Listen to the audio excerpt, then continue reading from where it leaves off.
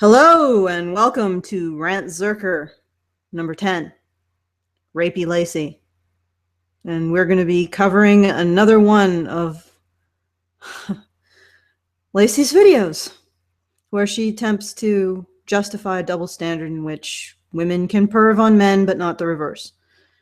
I'm going to apologize in advance to the audience that this is sort of an inconvenient time in the month for me, so I might be a little more crispy than usual going into this particular rant, Zerker.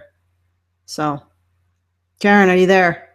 I'm here. I'm screen sharing. You can see every. Oh my god! I'm gonna fucking kill Skype. Quit.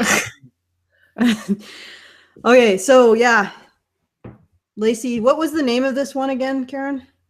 What is the female gaze? Featuring Magic Mike. Oh God, Magic Mike.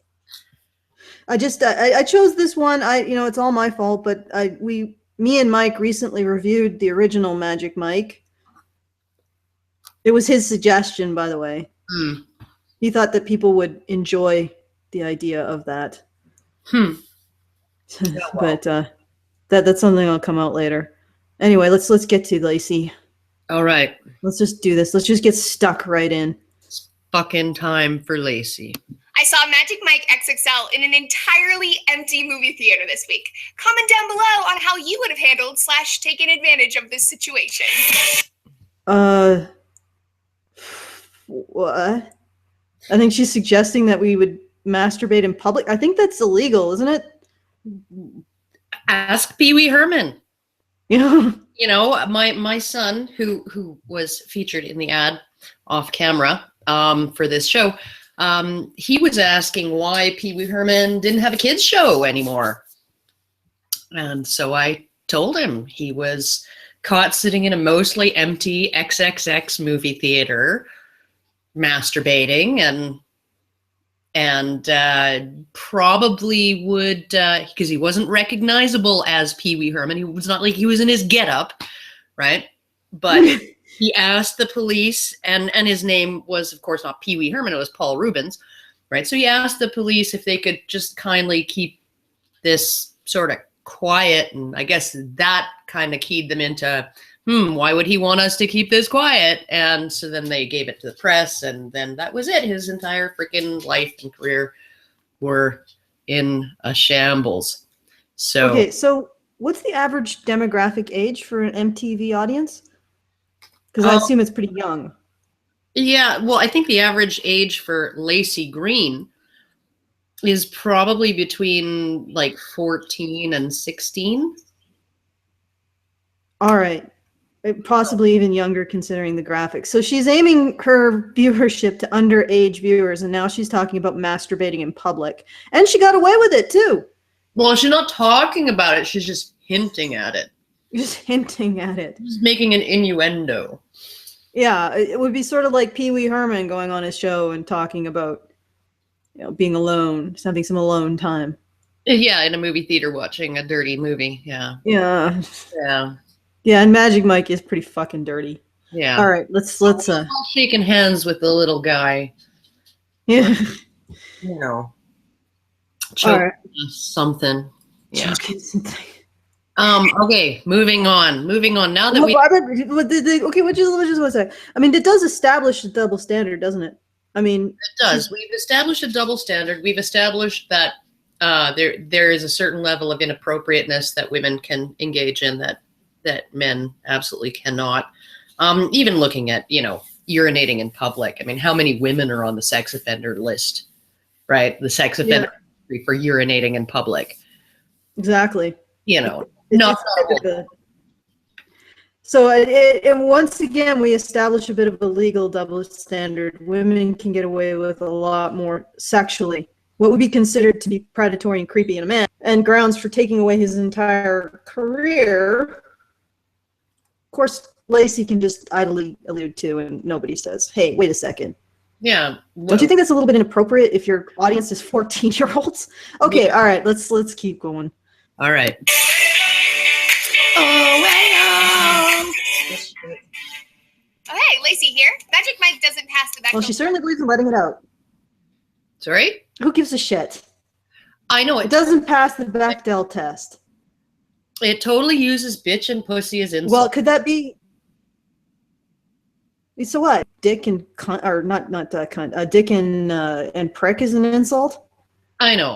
But they're not like sexist insults, because, you know, when you call a man a bitch or a pussy, then you're implying like he's being like a woman, and that means that if that's an insult, then being a woman is an insult. It's like devalued. It's like, you know, calling somebody pond scum, you know, because nobody likes or values. You call somebody a dick. You're not. I know, and it's like absolutely fucking retarded. It's the same old thing, you know. When I was in that little article, I wrote an article about, is feminism the foe of freedom, writing against a very, very heavily educated feminist, right? And she's like, when people call a man a pussy, they're actually saying that they don't value femininity, and they find it femininity demeaning, and it has no value, and blah blah blah, and they hate women, and it's misogyny, right? Because they're using a term for woman as an insult. And I was like, okay, so when people come on my channel and say, you look like a man, you look like a bull dyke, you know, oh yeah, you're obviously, you know, yeah, blah blah blah, right? Are they being misandrist there? Because, you know, apparently it's a bad thing for me to have masculine qualities. And she's like, oh, no, that would be misogyny as well, because that would be policing your gender.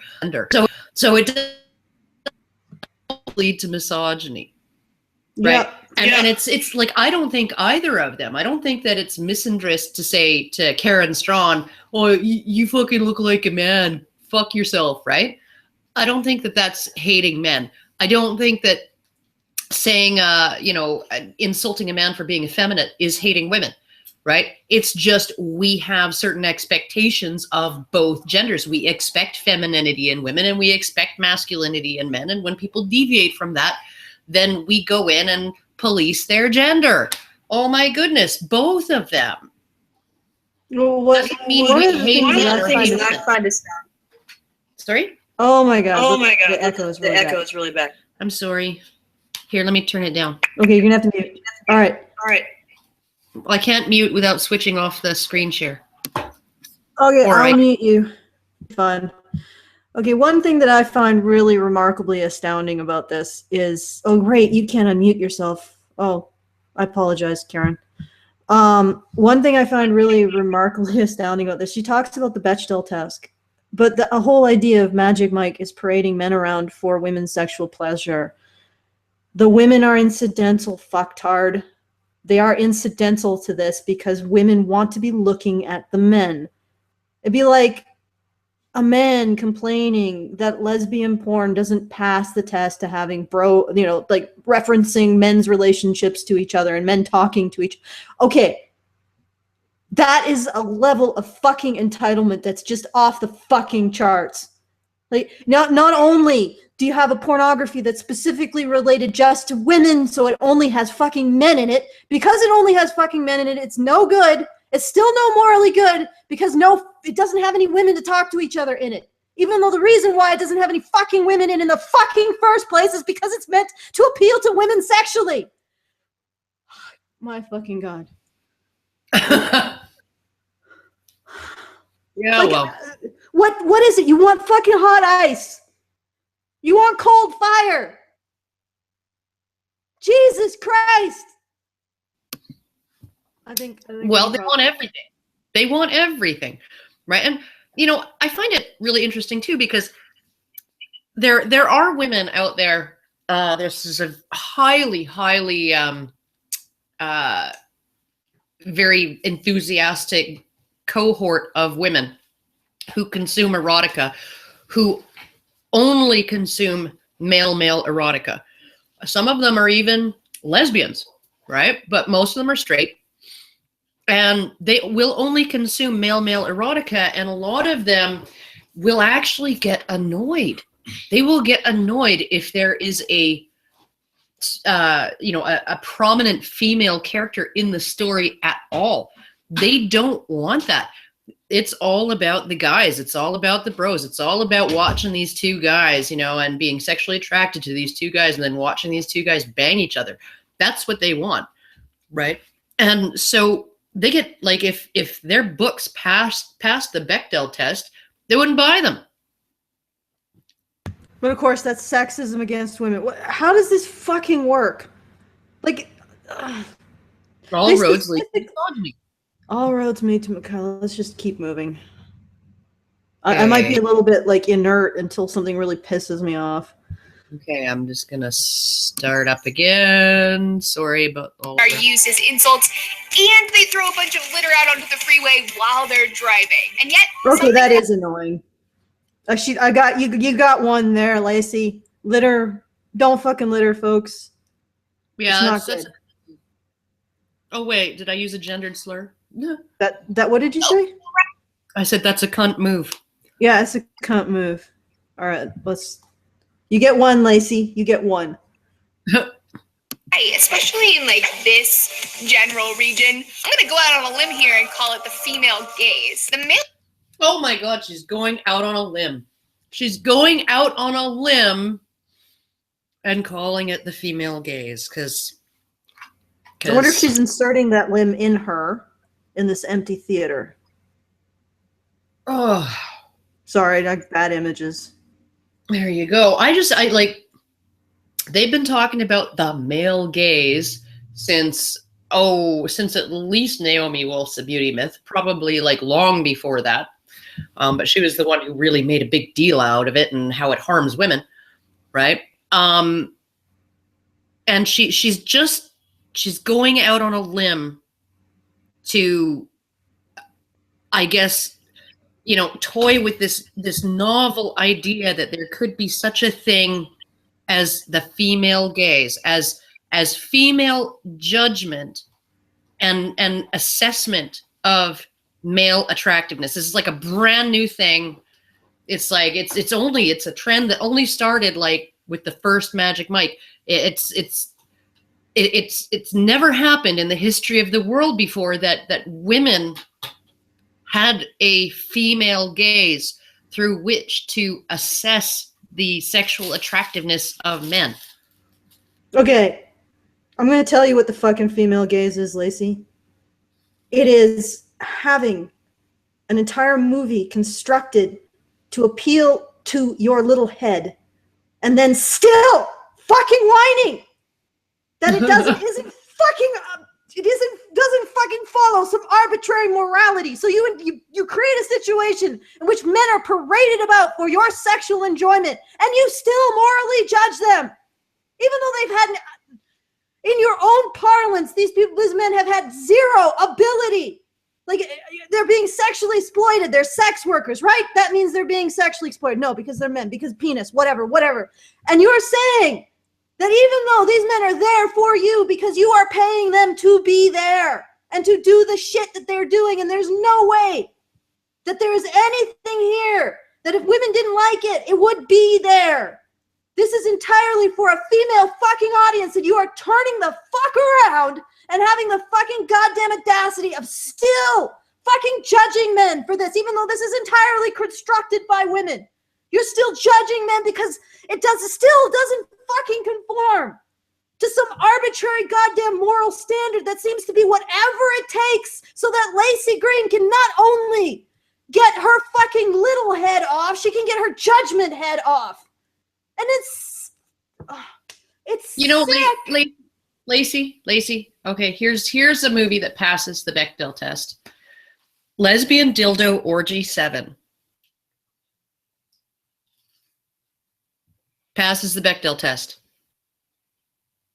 I mean, because even when they're talking about sex, and just talking about sex, oh, does that feel good? Oh, you want the big dildo? Blah, blah, blah. They're not talking about a man. They're talking about each other and their sex toys.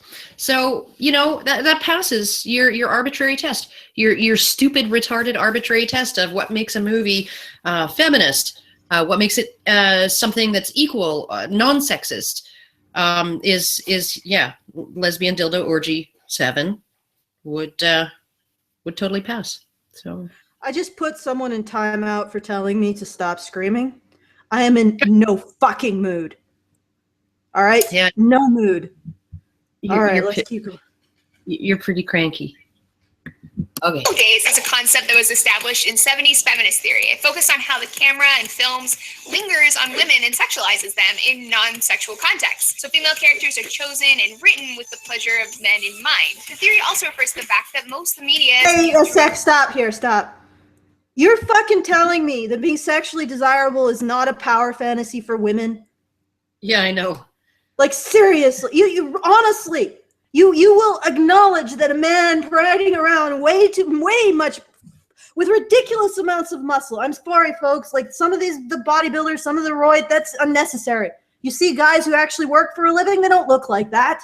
But ridiculous amounts of muscle, you say that's a male power fantasy. That's a male power fantasy. You don't think a woman walking into a fucking room and having every eye on her because she's wearing a low-cut red dress isn't a fucking power fantasy? I know. Here, Laci. Here's the thing. You're wearing lip gloss. You realize that the reason why women have fuller, darker lips than men to begin with is because it's a sexual signal. It's actually it's a stand-in for what other animals tend to just have right there at eye level, which is female genitals, right? It's your lips are attractive to men because they look like genitals, right? And they don't know it. It's all subconscious, right? But when you wear like tinted lip gloss, now you're looking like you have excited wet genitals on your face. You're sexualizing yourself without even realizing that you're doing it. No, and you're doing she realizes it because it's a power fantasy.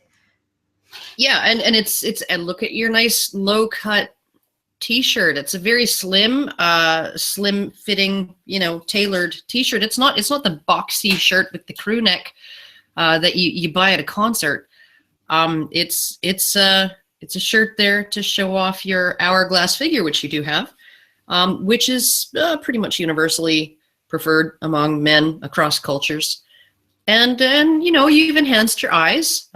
Women's eyelashes tend to be longer than men's.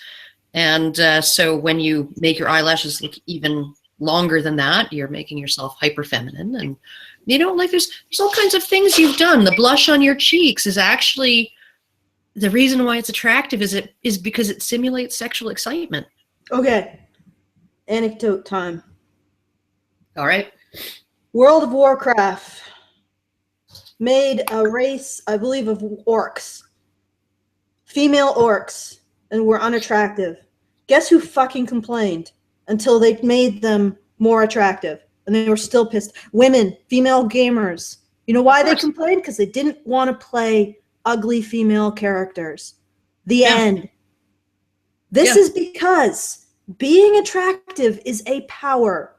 Being attractive means you get more money, you get more attention, you get your pick of sexual partners. It is power.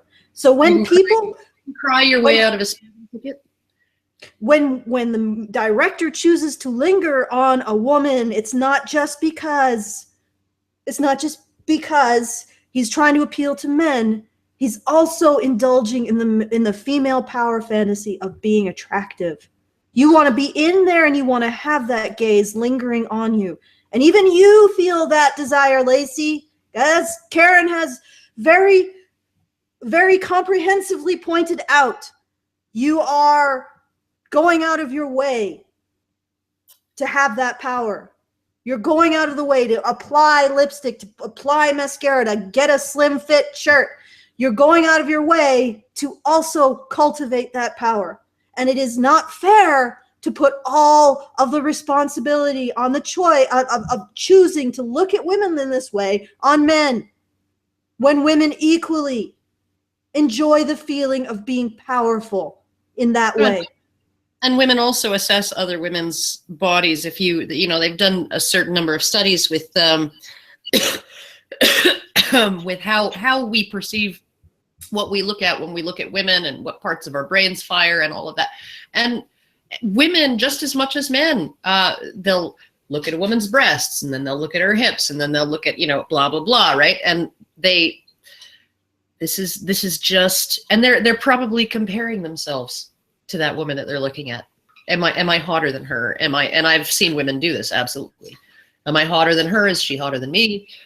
You know, sizing them up, and sometimes it's really obvious, and it's obvious to them, you know, while they're doing it, and other times it's just an assessment, it's just a value judgment, and the eyes go up and down, and then the, you know, what a slut comes out, and it's not, they're not just doing that for men, Laci, they're also doing it for women, and if they don't do it, women complain.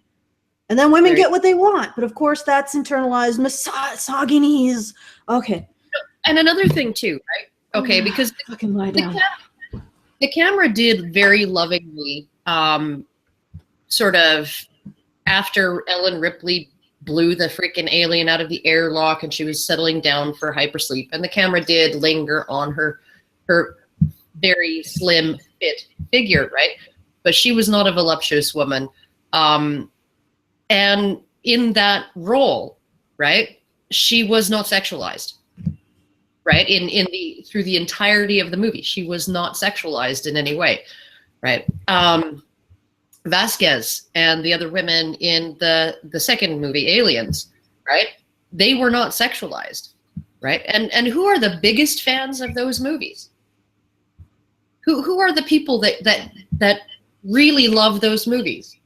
I mean, there are some diehard female fans of those movies for sure, but the biggest fans of the Aliens movies are men. Okay. So.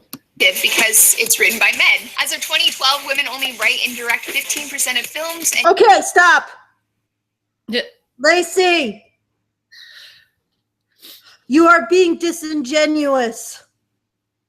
How many, who writes and directs, and who stars, irrelevant. Who buys, who consumes, that's what's relevant.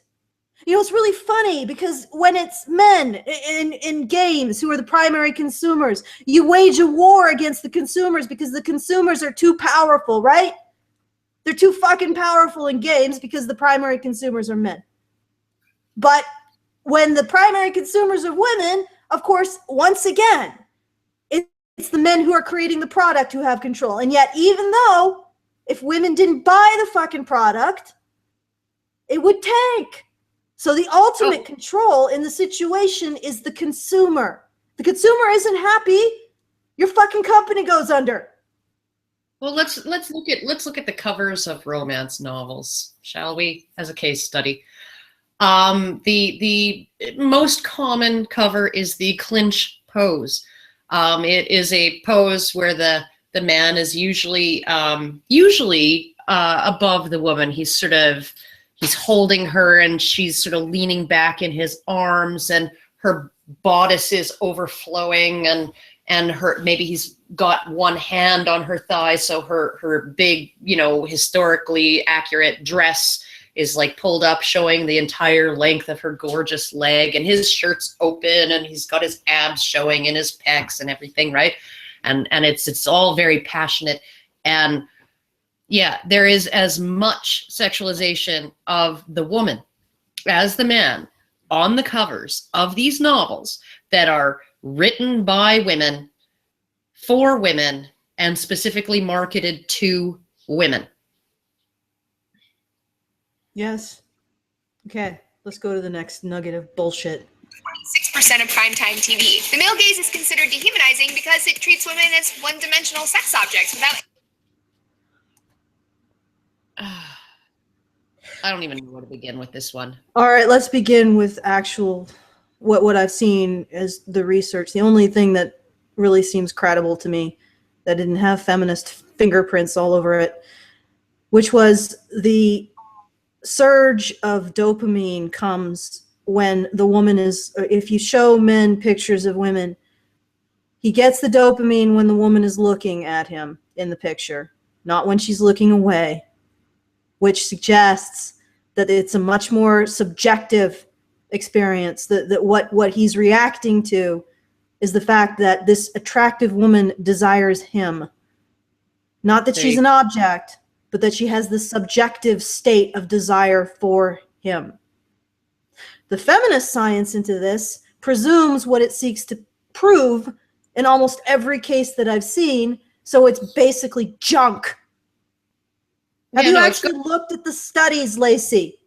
Oh yeah, no, and even the one study, I think it was called More Than a Body, even an exclusive body focus, focus on the, the more clothes you take off, the more focus people put on your body. But that doesn't mean that your mind is erased. Like it doesn't turn you into a blow up sex doll, an object, it actually increases people's perception of your moral patiency.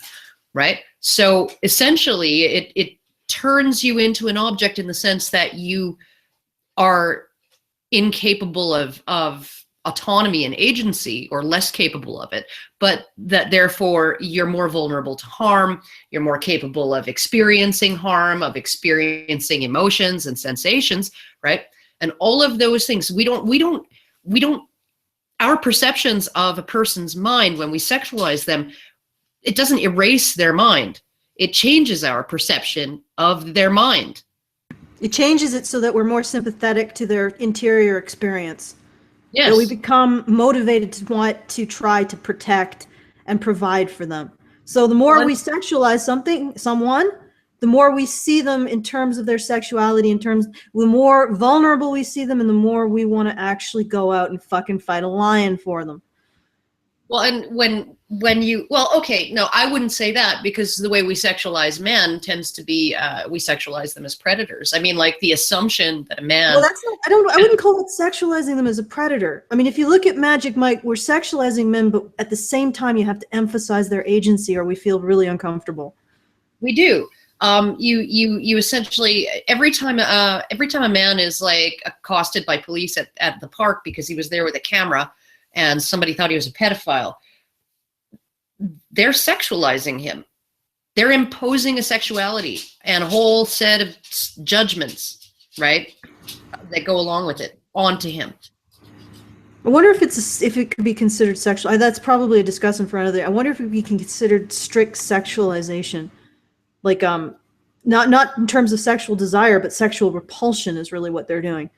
The sexual objectification, really. It's yeah, but like one is objectifying for desire, or not objectifying, but sexualizing for desire, and one is sexualizing for repulsion.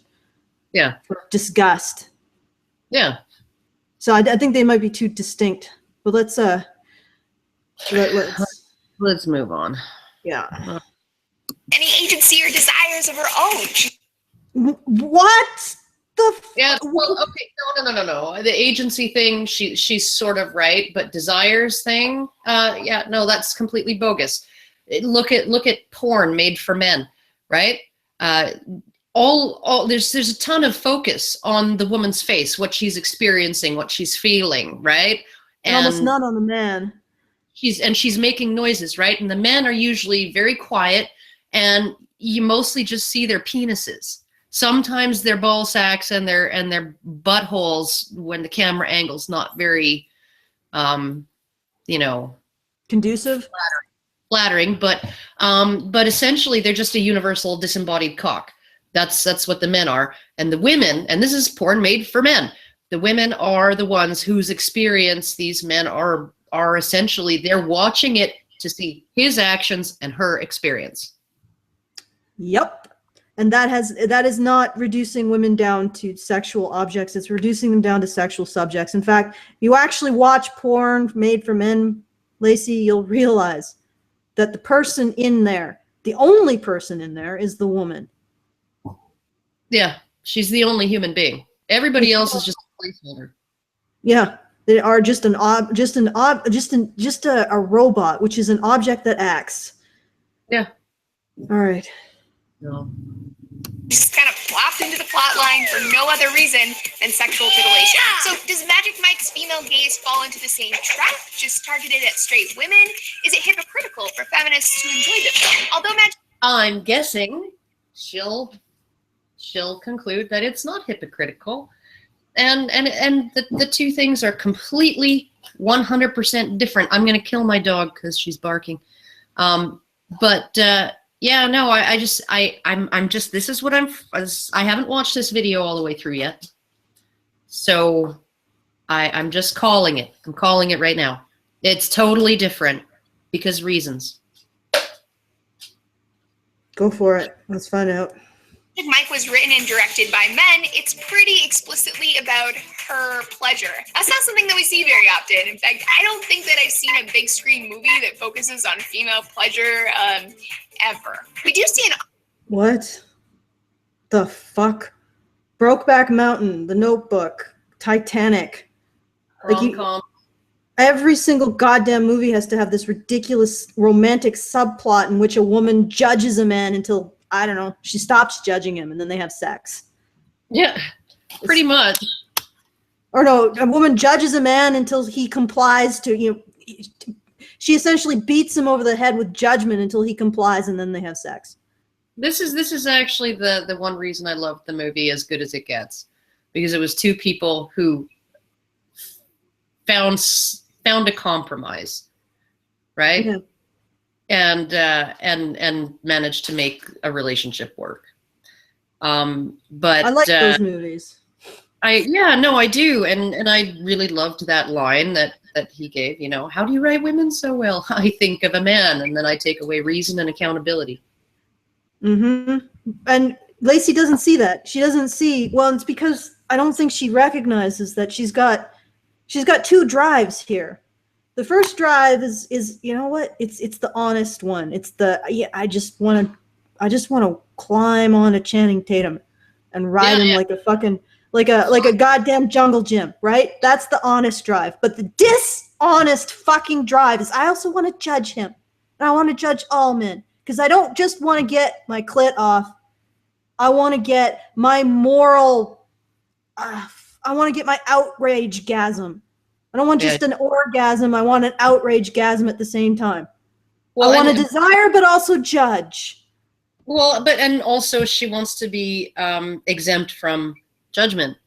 Yes, exempt from judgment. And what's really funny in all of this is if you looked at the cold, hard facts with men not having any legal recourse, should Laci decide to find, should she find some, I don't know, let's see, some Channing Tatum lookalike passed out on a couch, and she shoves a goddamn Q-tip up his fucking urethra so she can mount him and ride him. He has no fucking recourse. No recourse whatsoever. She can rape him. She can ride him to town. And he has no fucking legal recourse. And in the face of those cold, hard, concrete facts, she still insists that it's somehow worse when men look, when men desire. Somehow. And yet... Okay. All right. Awful lot of one body type, the type that looks like he was chiseled by God herself. But there's more to Magic Mike than meets the eye, or vagina, or abs, if we're being honest. One of the keys here is that in Magic Mike, the characters are actually in a sexualized context. They're strippers. Sex appeal is the explicit... Okay, all right. So it's okay if a movie about women strippers? That's okay? Like, no, I think you'd have the same damn problem. Even if it was a sexualized context, you're not going to give men a pass for feeling sexual towards women in a movie. Like if it was Magic Michelle, you would be out there squawking. Your moral outrage. Then the entire movie itself is problematic. Not just the way the women are portrayed, but the entire movie becomes problematic because the sex trade is exploitive to women. Women can be strippers. Men cannot be strippers.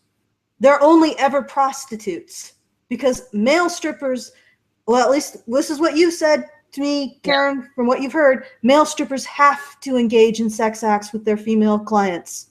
They don't have a choice. So there are no male strippers. Generally not given the option. The club owners will not have their bouncers enforce a hands-off policy. And yeah, it's essentially you need to, when you go in as a male stripper, you are, just by engaging in that work, you're consenting to being groped and to having random women put their hands all over you and suck your cock if they want to. I don't know if that's super common, but I do know it happens. I've heard that it is. I've heard that it's very common. And to the point where the aggressive and predatory and entitled nature of female, like Laci, has caused many apparently straight stripper to only go to gay bars. Because they can actually be treated with some respect. Yeah, because men know how to keep their hands to themselves. And they know that they need to. But if it was a room full of Laci Greens, not only would she feel entitled to put her hands all over a man's body without his consent, because hey, reasons. Everyone else is doing it. She probably would judge him for it afterwards. Yeah, well, it's actually kind of, it is kind of interesting when you sort of look at the comments on some of these sort of viral videos of hen parties that have, gone completely orgy. And the men are seen as the ones that it's the men who are paid to perform, who are generally seen as the ones who are engaging in all of the action. They are the moral agents in that situation.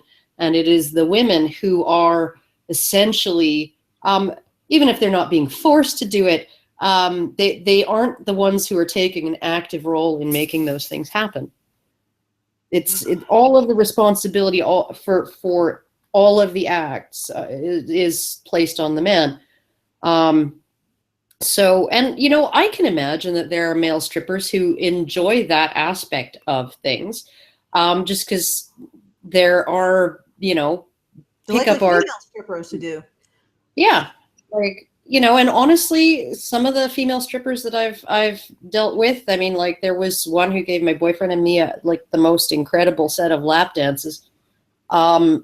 And she seemed to be absolutely, she was the one who picked up his hand and put it on her, right? He's not allowed to do that. But, we're in a private booth and no bouncers are there to look. And so, she's obviously getting off on it. But the thing is that she's in control. Yes, and it's not the same with males. She knows that she has backup if she needs it. She knows that she has enforcers if she needs them. And men don't. And this is the general rule in our society. Women can take whatever they want from men sexually, and men have no recourse. None whatsoever. So, everybody in the chat who says, I wouldn't fuck Laci Green, well, you wouldn't have a choice if she decided she wanted to fuck you and she was in the opportunity to take that from you. You're not going to, she decides it? What are you going to do? I mean, I guess you could fight back, but then you got an assault charge. Yeah, or she'll just scream. This woman, this is the most sexually entitled creature on the planet. She can take whatever she wants from pretty much anyone, except maybe another woman. Maybe. But she probably do that anyway. And she doesn't even realize it. And the reason why she doesn't realize it is because she's got all these bullshit rationalizations why she, as a person who could walk into any party, find a fucking passed out drunk guy, mount him in front of everyone, and they probably would laugh. And he would have, they could tell him the next day, and he'd be like, what? Why didn't you stop her? We're like, well, whatever. We had fun. It was what you did. It looked hilarious. It was hilarious. Yeah. Oh, I hope she's impregnant, by the way. And is he going to go to if he's going to go to a fucking cop? Cops going to laugh at him too. So she can walk into anywhere, she could she could linger her way into a goddamn party with Channing Tatum, find Channing Tatum passed out on the fucking couch, have her way with him. And probably if he's dating anyone or married to anyone, he would get divorced and be blamed for the fact that Laci mounted him and rode him to her own personal double physical and moral outrage-gasm. And then she went home and said, oh, well, I was exploited because he was just, I don't know, he used my biology against me. And then she can sit on that fucking couch and spout off about how her gaze is less toxic, less damaging, less potentially predatory than a man's. Yeah. World, no, I want off. All right. Oh, here we go. 23 minutes. And it's what gives them power as opposed to being used to take them less seriously. Even in a sexualized... Wait, can we back up a bit? Can we get back up a bit? Power as opposed to being used to take them a little bit further. I think, go to 40, I think. Okay, let me just take it back a little bit more. They're strippers. Sex appeal is the explicit goal in the plotline, and it's what gives them power as opposed to being used to take them less seriously. Wait, what? Oh my fucking God, you just directly fucking contradicted yourself in the space of like a minute and a half. So sex is now power, but only when men have it. Only when men have sex appeal is it power. This is either incredible solipsism or ideology has eaten her brain. No, it's opposite day. It's every day is opposite day for a feminist. Because Lysistrata, that was just like a creature of absolute fantasy. That play that women used their sex appeal, used access to their bodies to stop a war, right? And, that's just like that could never actually happen. That young women could use their sexual attractiveness and essentially shame men into enlisting in World War I with the "you're a coward and I'm judging you as a female, and therefore you're probably never going to find a woman who will willingly lie down with you unless you actually, comply with my shaming and go enlist and be a real man." Lips that touch liquor will never touch ours. That was never a fucking temperance slogan, right? Even if that image was a joke, won't get sex from us. It's women's sexuality has never been used as a form of political power to get what they want. Oh, never, ever, ever. Oh. Okay. Madame Pompadour would beg to differ. I mean, the thing is that the women's sexual power is such that they can actually, they can actually be strippers instead of prostitutes. Women can say, "No, I'm not gonna let these men touch me," and she'll be reinforced by a bouncer because of her sexual power. Men's lack of sexual power is why when they can't actually, there are no men who are strippers. There are only men who are prostitutes. That's it, because they can't say no. Yeah, no, and the whole deal is that she's essentially saying that because these men, when they take their clothes off, they look strong, they look powerful, right? They look because that's what women like, right? They have the muscles and they're very, very sculpted and all of that, right? And that's how women like men to look.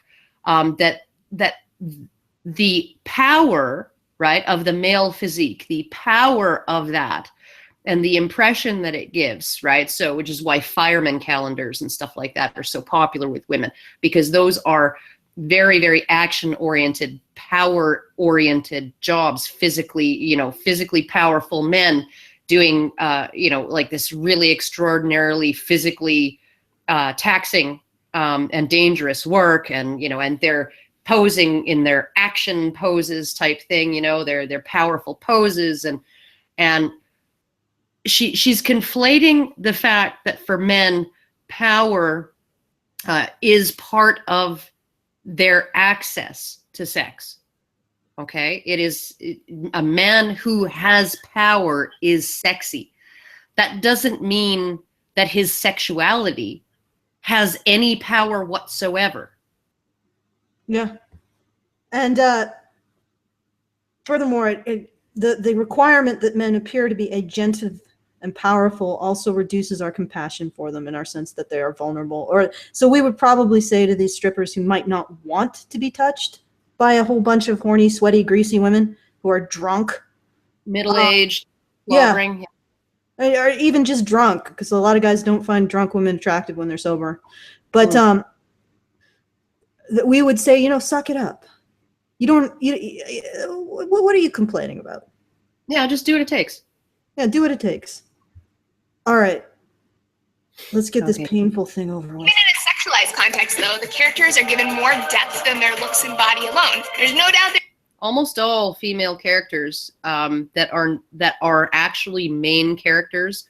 There's a movie Gia, I believe it was called. It was one of Angelina Jolie's first movies about a prostitute, I believe, or a model who ended up with AIDS. And there are all kinds of other movies that portray women in highly sexualized ways that absolutely 100% go into their heads and their experiences and all of this.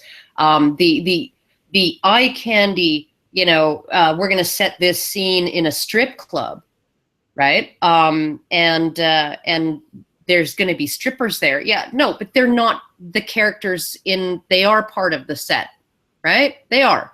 Just like, in a war movie, all of those men who are sitting wounded in triage, right, as the two main characters walk by and you see all of these, none of those wounded soldiers have any character development either. They're not characters in the story.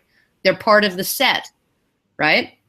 And so, like, these are the characters of the story, right? Of course they're going to have character development. Well, I'm sorry, every time you have a sexualized woman in a story, you're getting into her brain. She's not like, it's not like there's nothing else there. Well, yeah, but what she's saying is that you can have sexualized female extras who are there for nothing but just eye candy.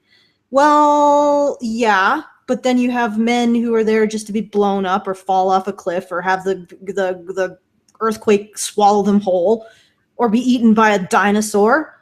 Like, it's, yes, men and women are used differently as scenery. Women are often used as sexual scenery. Men are often used as pieces of meat. Well, I was just watching because my son, who helped me with the ad today, by the way. Yeah, you said that. But we were watching last night Independence Day because he'd never seen it. And, one of the main characters in that movie is a stripper. She's an exotic dancer. And it's not like that's all she was. She was a mom, and a very devoted mom, and she was very smart, and she was brave, and she was all of these things, and she was determined and tough and compassionate and all of these things, all on top of that. Yeah, right? and that happens a lot. It does all the fucking time. And incidentally, I would say that Magic Mike, at least the first one, I thought all of them were unpleasant to the extreme. I couldn't stand any of their characters. I guess Mike sort of appealed to Lee a little bit because he seemed to care about Adam, who was a complete douche. But that's the other thing. I mean, in Magic Mike, women were not only were they the ones who desired the men, they remained the moral center. And it's exactly what Laci is doing here. She wants to have her cake and eat it too. She wants to desire men, but not take responsibility for it, for the possibility that desire could be unwanted or predatory. So she's not willing to allow men to perform the gatekeeper role. And it's the same thing in the damn movie. Men were the desirable, were subject to women's desire, which is not a bad thing, but it can be. People can be inspired to take something that isn't theirs. And they were subject to women, and in this case, and in the case of male prostitutes who are not strippers, but are labeled strippers, I mean, women have created a situation where they are creating something that they don't own. that they don't have a right to, and simply using their sexual power as women, their moral power as women, to feel entitled to it. And the situation, like I said, the situation for male strippers is that they have to be prostitutes, and some of them don't like it, so they just choose male clients. But that situation that these guys are in, it's never alluded to. It's still the woman who is the moral center of the story, despite the fact that it's the men who are desirable.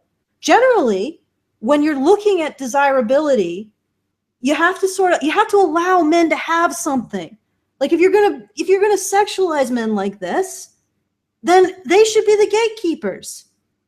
That's respect. You see what I'm saying, Karen? That's a form of respect. You're saying, yeah, I desire you, but you set the terms because I desire you. But women want both. They want to be able to desire and set the terms, which makes them rapists. Yeah. And when I was watching Magic Mike, I was like, if this was the female sex industry, they would have some sort of they would make women the moral center. They would make it like men are imposing upon the women sexually, that there is a threat there. But in Magic Mike, there never was that sense of threat, even though legitimately, if you actually look at the situation of female strippers versus male strippers are under greater threat. Mm-hmm. Because they don't have any legal recourse. They're forced to do more for their female clientele than the reverse. They have no one who's got their back. They're essentially completely beholden to whatever the woman wants. And that is, and you got women who are basically gone into a state of feral reptilian hysteria over the sexuality that's on display. Like animals, like tearing apart a goddamn moose. Yeah, I'm not surprised there are male strippers who are like, you know, fuck this, I'm just doing gay clubs, even though I'm straight. That's it. Yeah, no, it's quite the thing to actually be in a bar on ladies' night, especially if the clientele is like highly inebriated. It's men can be sexually appealing to women, right? We can say, well, you're not going to be our masters, but they sure as hell should be our muses. And that means respect. That means if you're going to present something like Magic Mike and have men be the center of desire, then they should be recognized as the gatekeepers too. That's respect. That's moral respect. And there's none of that in Magic Mike. Once again, like I said from the beginning, people like Laci, women like Laci, want to get their little head off, and then they want to get their outrage-gasm over it. They want to be able to desire men and judge them at the same time. And that is fucking entitlement, because that is the mentality of a fucking rapist. Yes. Oh, she wore that little short skirt. That means I have the right to rape her. Oh, he's got a penis. That means I got the right to rape him. Okay. They're sexually objectified, but the film does manage to humanize them by exploring their desires, personalities, interests, and dreams of their own. They're portrayed as full beings with we covered this. If there were 4 female strippers in a movie about them as the main characters, we would be hearing all of those things about, And you know what else we would have? Because I don't know if the second movie was any different, but the first movie, none of those guys gave a shit about each other. If it was 4 female strippers, there would be some aspect of, I don't know, sisterhood or something. Well, you would have at least one of them care about the other. And with Magic Mike, it was like maybe Mike cared a little bit about Adam, but then we found out that he only really wanted to bone Adam's sister. And fuck it. Okay. Yeah. multiple dimensions to chew on, even if their dialogue is a little bit cheesy, but I mean, who doesn't like at least a little cheese, right? Lastly, the female gaze in Magic Mike has different power dynamics than the male gaze. Women are not typically given sexual power, especially not on screen. Our culture places this bizarrely... Wait.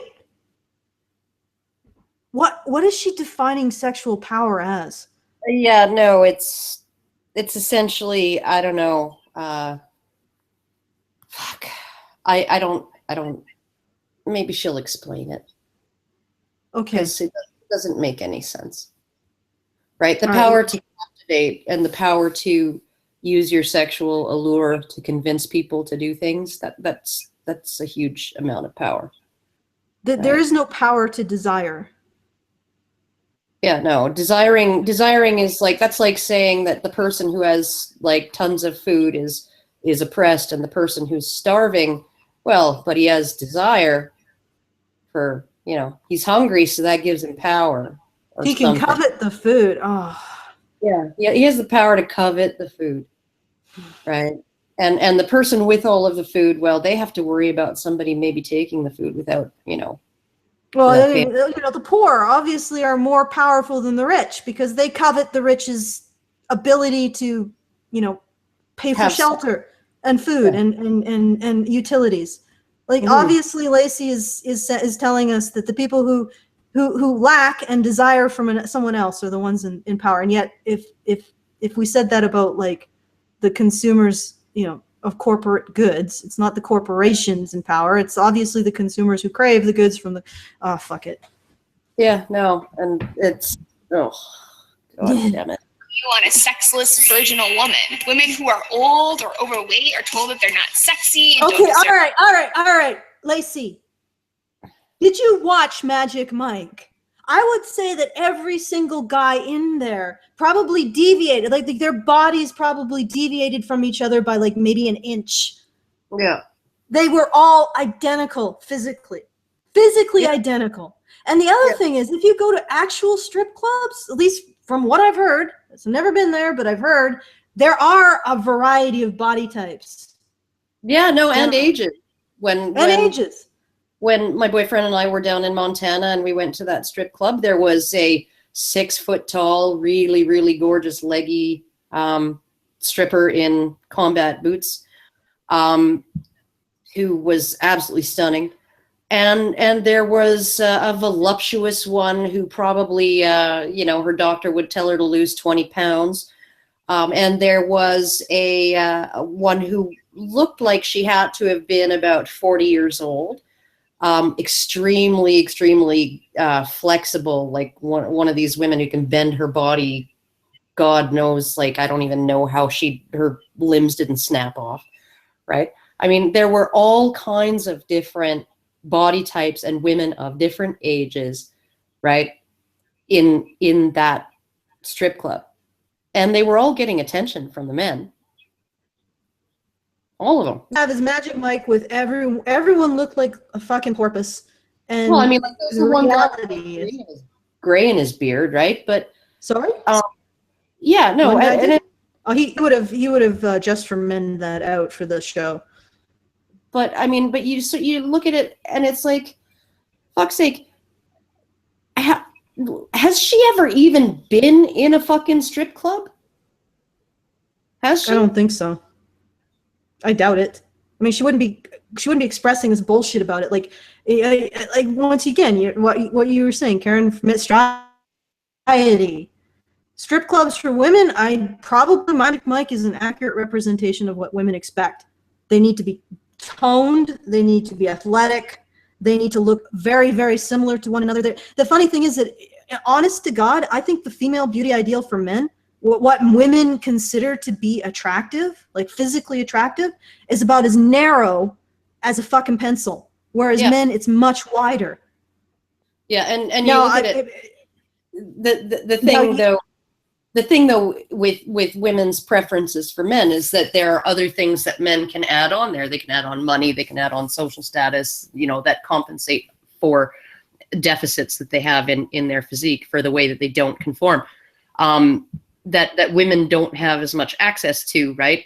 But on the flip side, you know, there are plenty of women who are quite voluptuous, who can manage to find partners, you know, like without anything really, you know, like not because they're a doctor or something like that, but because, you know, they're just pleasant and nice and well, usually because they will relax their standards in terms of income.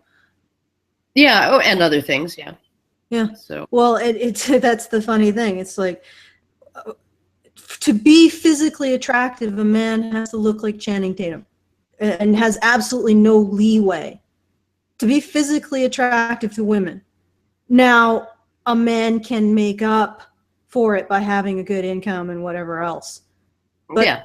he'll still be considered the women's judgment of men, according to that OK Cupid study, is brutal. You're either in the top 10% or you're ugly for being ugly by having good income. And the funny thing is what these women would define as ugly is equal as themselves. And Yeah. it's like, it's that she comes out with this bullshit about how men have men don't have stricter standards. No, they don't. And that might contradict what you say, Karen, in some instances, but I don't see it. Men will have sex with women who are less attractive, and they'll marry someone equally attractive, and they will consider her beautiful.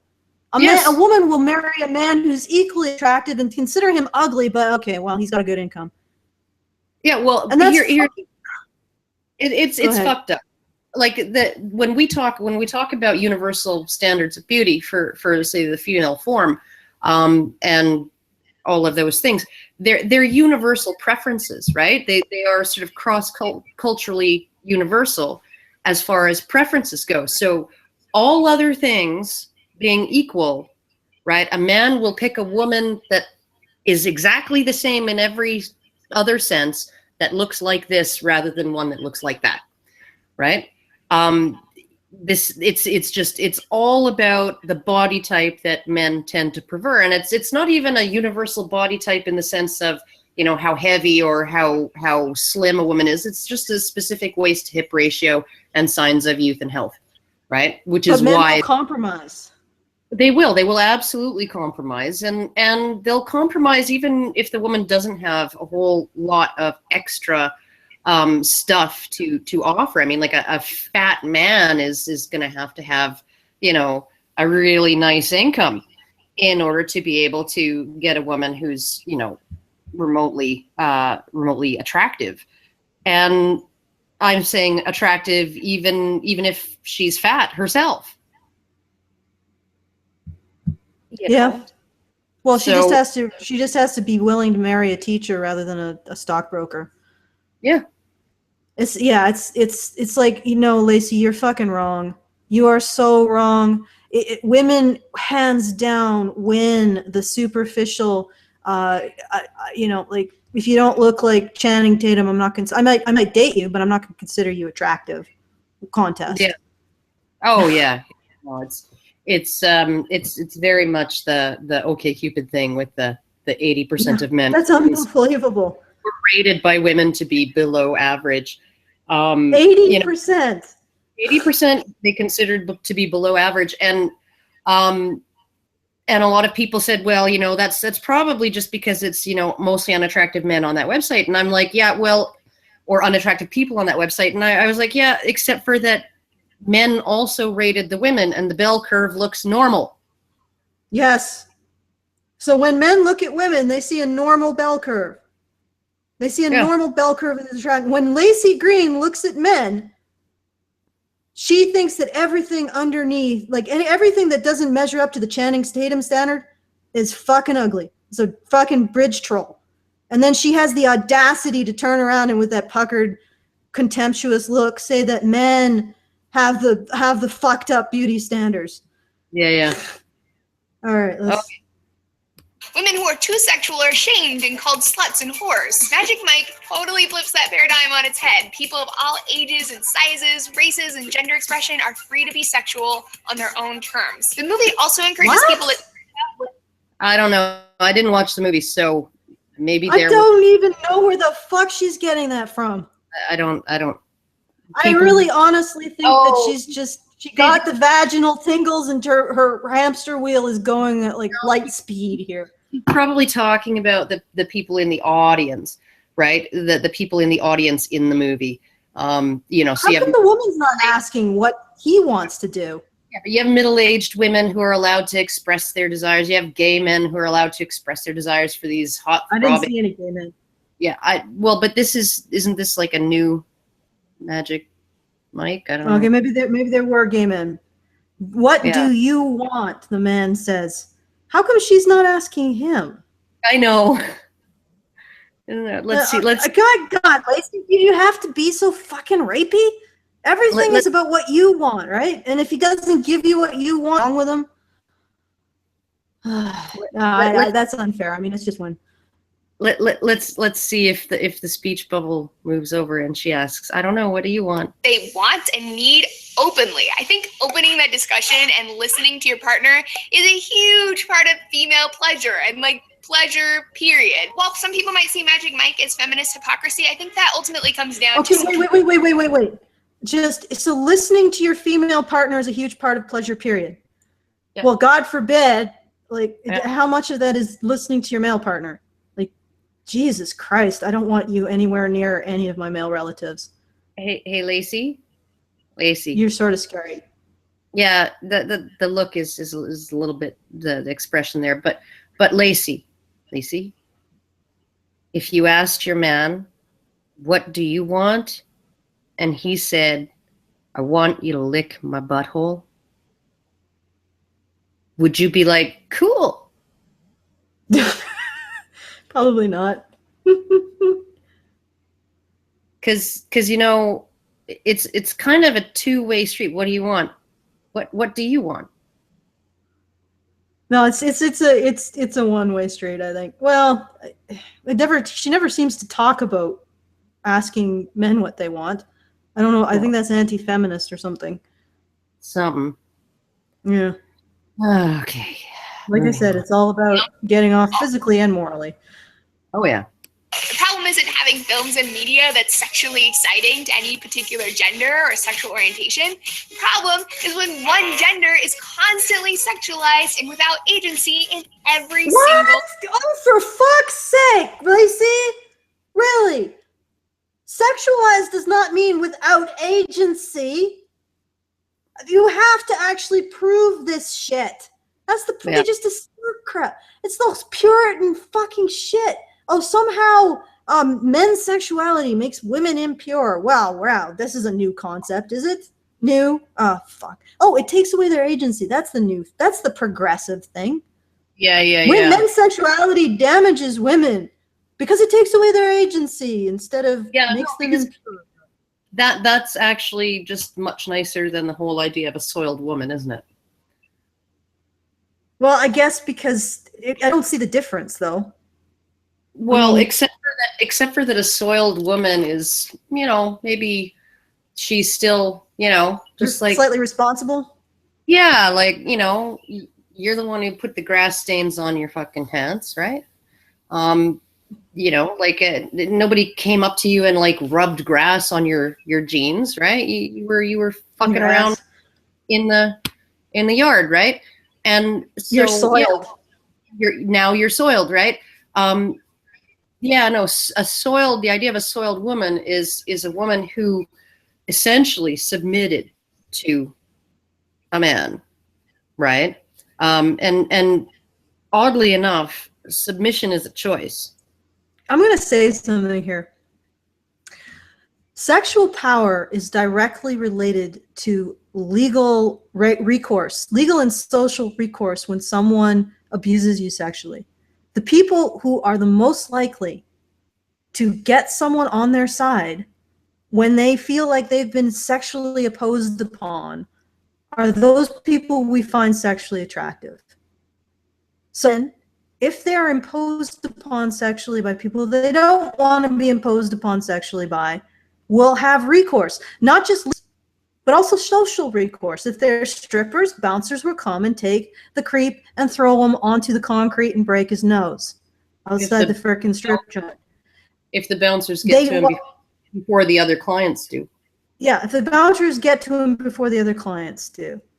If they want legal recourse, they will have the same conviction rate as any other so-called violent crime.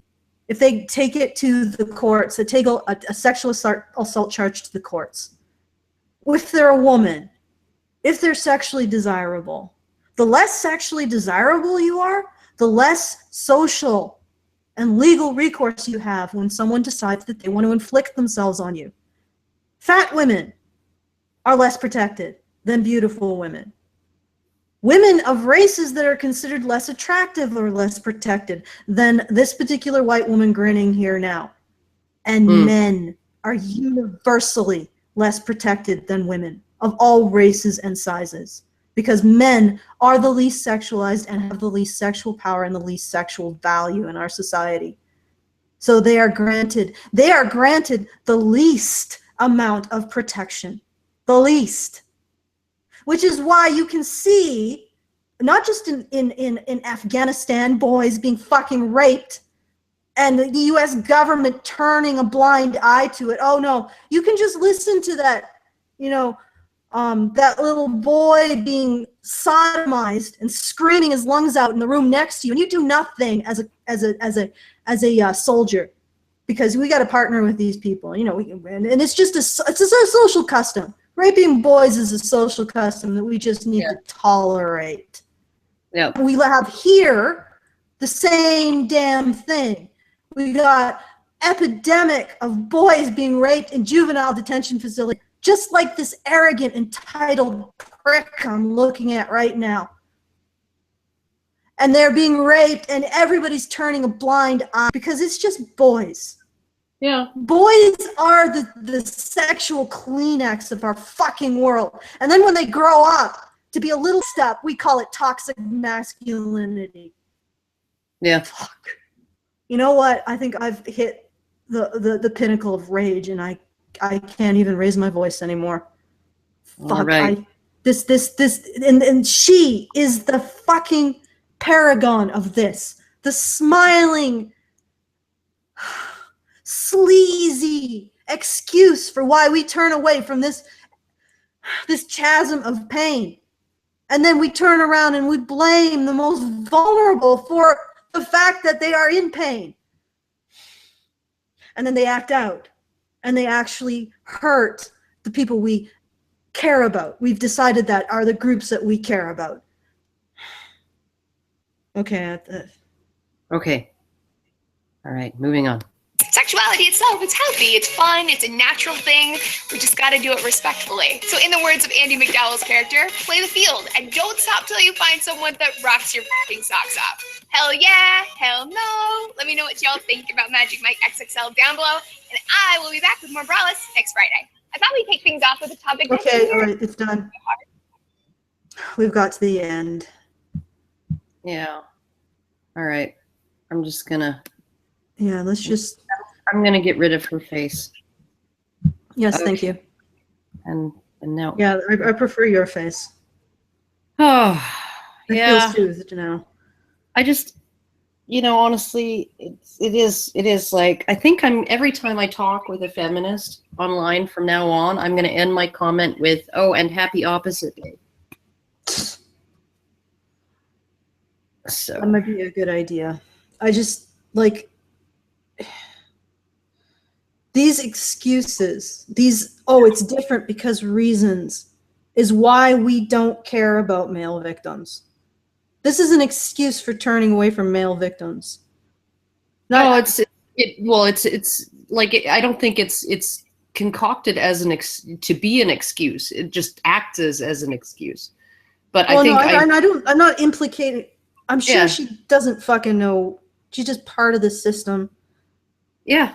No, and she's going with like just what feels good, which is, when men do it, it's bad, and when I do it, it's okay. And and reasons. So Yeah, I know. It's just so fucking frustrating because she's got like such an enormous platform to spew this. yeah. And it's almost impossible to get people to pay attention to these other issues. Yeah. And what really, really gets me at the end of the day is that we treat men and boys as expendable. And because we treat men and boys as expendable, they become sexual tools. It's like we're pouring all of all of the real objectification down the hole shaped boy in the world. Yeah. Yeah, well, I mean, like, it's okay. Sexual agency. Okay, so a guy walks up to like 100 women and says, "Would you like to have sex?" And it's like, "Would you like to have sex?" No. "Would you like to have sex?" No. "Would you like to have sex?" No. Right? Woman walks up to 5 guys in a bar and says, "Would you like to have sex?" And pretty much guaranteed one of them will take her up on it. And how is that not sexual agency? That's the demonstrated ability to acquire sex when you want it. But they won't even recognize that people who our society gives sexual value to, doesn't just give them sexual power. It also gives them sexual protection. Yeah. I mean, you think that if it was 10,000 girls or juvenile girls in a cage being sexually abused in our country or in the US every fucking year, that feminists wouldn't give a shit? That they wouldn't talk about it? And yet nobody hears about it. Yeah. Nobody talks about it. It's completely hidden. No one cares. In fact, I think probably they hide the fact that this, 10% of these victims are also girls. They probably are hiding that because they don't want to have to deal with the fact that 90% are boys. Well, or that most of the perpetrators are female. Yeah, or that most of the perpetrators are female. And it's just it's this double standard that Laci says it's okay when women do it because of reasons. Yeah, this is part of that. I don't want to call it a dynamic, but I think that it can be implicated. This idea that it doesn't matter when it's women, or it doesn't matter when the victims are boys or men. Yeah, I think that can be implicated in the fact that our society doesn't think it matters. I think there's a connection there. There may be less of a connection between someone wolf whistling at a person on the street and rape, but this excuse that it's just somehow different when it's women and when the victims are boys and men, or in this case, it's somehow different. And I won't say that male strippers are victims. I'm sure they probably didn't want to be referred to as that, but there's certainly not less victims than female strippers. And, under any circumstance, they have to submit to more violations of their personal autonomy than female strippers. They have to submit to the fact that they don't have their back, that customer truly, like the female customer truly rules in the situation. I mean, in no context is that less of a victim than a female stripper. Yeah. No fucking context. In every way, male sex workers are worse off. Yeah. And I don't want to make them out to be victims, but that's a reality. Well, and then we turn around and make women. Yeah, no. Feminists don't want to. They don't want to admit that societal sympathy equals power, because the moment that they admit that being able to command society's sympathy is power, then they have to admit that they have a huge amount of power. Women have a huge amount of power, and feminists have a huge amount of power, and they don't want to do that because then they don't have the plausible deniability they need to completely abdicate responsibility for any of the bad things that they bring about, any of the negative consequences. Oh yeah, no, that was just patriarchy. I only wish feminists had that kind of power. Yeah. So, well, the other thing is that, the people will say it's different for men. From the statistics I've seen, yeah, if you ask a man who's been raped the subjective question, how are you doing after this experience, he'll report less distress than a woman. But then you ask him, has your sleep been disturbed? Have you started to use drugs? How about your work? Has it suffered? Your education, what's going on there? If you look at those harder metrics, men are worse off. They get more, they engage in more drug abuse, post-sexual abuse. They have more disruption to their schooling and their work. And I believe they also have more disruption to their sleep, but I might be confused about that one. But if you look at the hard metrics, the objective metrics, the negative sequelae, yeah, men are worse off. They'll say that they aren't, just like men will say they're less compassionate. They'll report being less empathetic than women if you ask them subjectively. But then if you measure their pupil dilation, which is a non-subjective measure of empathy, and then expose them to stimuli that instigates empathy in someone, you'll find they're more empathetic. They have a stronger empathetic response than women. So you can't, the thing is that there's such a strong push for men to adhere to a particular idea of manhood that they don't say, yeah, actually, sexual assault was pretty fucking bad. And that's, it's like, how do you change that while respecting men? I mean, people experience things differently, yes. But at the same time, you have to recognize that these guys are actually being hurt. Yeah. That this is actually having a huge impact on their life. That they're experiencing this negative emotion. And they're also being pushed to hide that. Yeah. And I don't know. I mean, obviously it can't be beneficial because otherwise, in terms of the negative effect, it wouldn't be as strong. I mean, what was happening with women is women will say that they're more negatively affected, but they aren't. They aren't actually. I don't know, where do we draw the line? Do we say to men, you need to just recognize this? Or do we say to women, suck it up? I don't know. Well, I think what we do, because, you know, like if you look at men's empathy, we don't recognize it as empathy because the guy doesn't go up and like hold the person's hand and hug them while they cry and you know, comfort them and all of that stuff, right? What they do is they you know, run into the burning building to rescue somebody's kid or cat. You know, they take an action, they make something happen, they try to solve the problem, right? They're activating in because of their empathy, not to console, not to comfort, right? Which is very, very obvious. It's a very obvious display of empathy.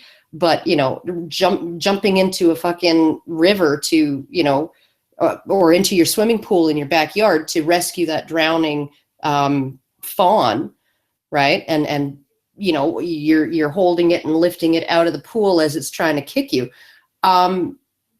Obviously, that's driven by compassion. Obviously, but it doesn't look like it to us. It's not obvious. Yeah. Well, I think the final. Oops.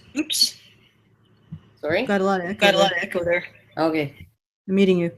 I think the final thing that just really gets me is that she can say the female gaze is just not the same as the male gaze. And yet, if you look at the concrete statistics, men having no recourse, legally or socially, if a woman decides that she wants to have his sexuality and doesn't really give a shit about his consent. And then people will say, well, but it's not the same. Well, actually, it's worse. Probably because men in that situation, nobody recognizes it. No one gives them any assistance. I mean, I remember a while back, McIntosh, I forget his first name, Jonathan McIntosh. Oh, his name is Jonathan. That's horrible. I like the name Jonathan. But anyway, McIntosh tweeted, you know, male victims of rape and domestic violence, you should smash the patriarchy because what? Why don't you just give them resources? Why don't you give them a place to go? Why don't you give them some money for therapy? Like what? Why? I mean, why don't you do something concrete? It's like this feminists never want to look at the concrete. Laci doesn't want to look at the concrete reality. Is that men who are sexually exploited by women functionally have no recourse, and yet women do. So actually, if you look at the concrete reality, the so-called female gaze, if you're even going to go there, which I don't know, bullshit, it seems bullshit both ways, but it's not, you can't say that it's nicer. It's less entitled, it's less predatory. There's nothing behind there. There's no actual reality behind that. Shall we end this? Yeah, I gotta get going. Yeah, I think we're done here. I'm a little sweaty. All right, and you've got something else to do with somebody else, you cheater. And I probably should take a. Ooh, what? I should probably take I should probably take some pain pills so I'm not quite as edgy, not quite as much of an edge lord at the moment. Yeah. I don't want you to scare him. Because he's Might be scary. Yeah, he's a nice guy. Skeptor's nice. All right. Well, let me do the final bit of whatever. okay. Okay. All right. If you enjoyed this, listening to me go ape shit, and Karen sort of pat my back and say there. You enjoy that kind of thing? Consider becoming a patron, and we can do more of it. It's www.patreon.com/honeybadgerradio. And yeah, have a good night, everyone. Maybe one day we can. I don't know, fucking know. Maybe one day we'll meet again on the flip side.